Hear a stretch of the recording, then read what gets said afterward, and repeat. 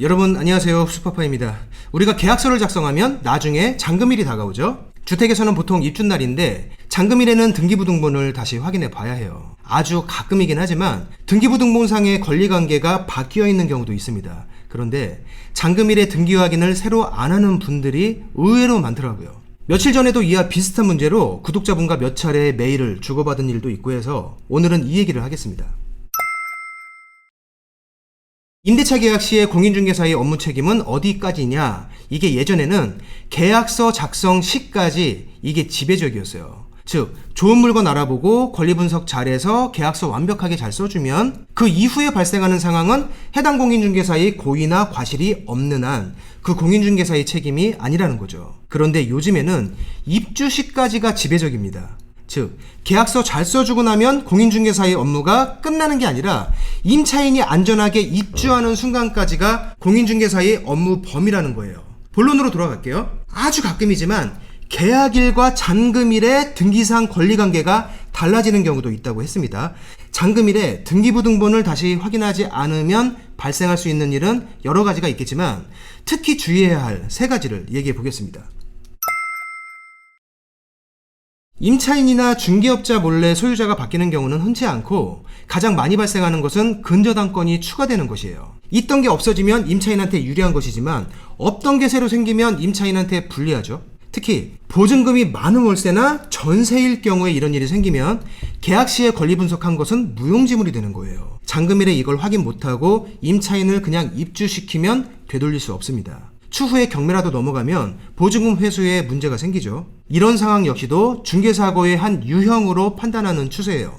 물론 임차인이 손해본 것을 100% 배상하는 것은 아닙니다. 중개사고로 인한 손해배상에 대한 재판 결과를 살펴보면 완전 고의가 아닌 한 중개업자의 100% 책임은 안 나와요. 재판에 임하는 당사자의 태도나 진행 과정의 세부적인 정황이나 담당 판사의 성향에 따라서 배상 퍼센트는 약간씩 다를 수 있지만 100%는 안 나와요. 그런데 중요한 건 사고가 생긴 이후에 누가 얼마를 책임지느냐가 아니라 애초에 그 상황이 안 생기는 것이 중요해요. 입주 시에 반드시 등기부등본을 다시 확인하셔야 합니다. 만약에 근저당권이 추가되어 있다면 임차인이 짜증내서 머리가 아프더라도 대기하고 있는 이삿짐 때문에 머리가 아프더라도 임차인의 잔금 지급을 일단 스톱시키고 추가된 근저당이 임차인의 보증금에 위협을 줄 정도인지 이걸 확인하고 그 내용을 고지한 다음에 예정대로 입주를 하는 게 맞는지 아니면 이삿짐을 되돌리거나 일단 이삿짐 창고로 보내고 거기에 대한 손해배상을 임대인에게 주장하는 것이 맞는지 이 부분을 서로 협의한 후에 반드시 협의에 따라서 진행하시고 협의한 상황에 대한 근거를 남기셔야 합니다. 소유자가 바뀌진 않더라도 소유권에 제한이 생길 수 있어요. 계약 시에는 등기가 말끔했더라도 중간에 압류나 가압류나 가처분이 생긴 이후에 입주하면 임차인은 그것들보다 후순위가 됩니다. 압류 후에 전입신고했더라도 전입신고 당시에 선순위 채권이 많지 않으면 우선순위에 따라서 보증금 회수에는 문제가 없다고 그렇게 생각하시는 분들이 있는데 경매 시 압류나 가압류보다 후순위 임차인들은 우선배당 대상이 아닙니다. 가처분 역시도 임차인의 보증금 회수에 걸림돌이 될 수 있고요. 입주 시 등기부등본을 다시 확인하시고 압류나 가압류나 가처분이 갑자기 생겼다면 즉시 내용을 고지하고 잔금 지급을 보류시킨 다음에 앞에서 얘기한 그 절차를 따라야 합니다. 이게 최근에 구독자 한 분과 메일을 주고받은 내용인데 잔금일에 등기를 다시 확인해 보니까 이사 나간 임차인이 임차권 등기 명령을 해놓은 경우예요. 이 상황에서 유추할 수 있는 건 지금까지 살고 있던 임차인은 만기가 지난 상태였고 그럼에도 불구하고 보증금을 돌려받지 못했다는 것.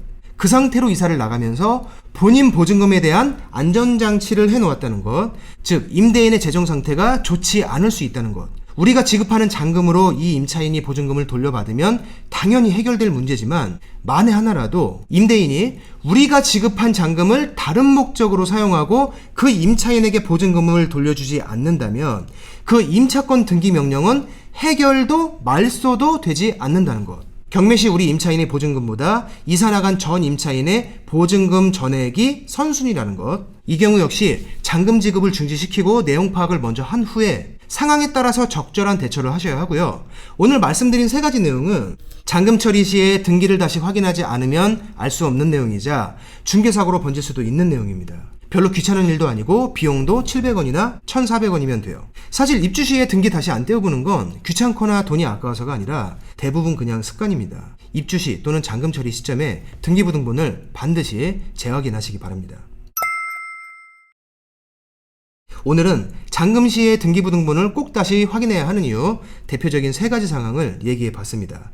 마찬가지로 업무용 부동산을 중개하실 때도 특히 허가업종을 중개하실 때는 잔금 전에 건축물 대장도 다시 확인하시는 것이 좋아요. 위반 건축물 표시가 갑자기 생겨서 건축물 대장 표시 변경이 안 될 수도 있고요. 임차인의 영업 허가에 문제가 될 수도 있어요. 오늘 영상은 여기서 마치겠습니다. 고맙습니다.